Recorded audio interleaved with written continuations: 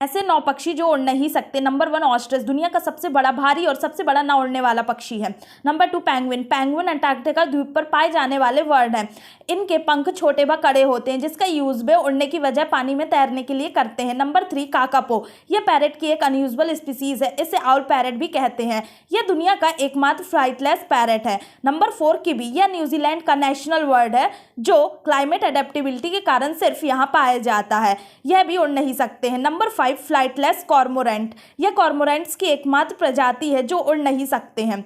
Number 6 वेका bird, New Zealand का रहने वाला पक्षी। वेका के पंख छोटे छोटे होते हैं, जिसकी वजह से उन्हें उड़ने में समस्या होती है। नंबर 7 तकाहे बर्ड, पंख रहते हुए भी उड़ नहीं पाते हैं। हालांकि यह विलुप्त हो गए थे, लेकिन वे 1948 में फिर से दिखाई दिए।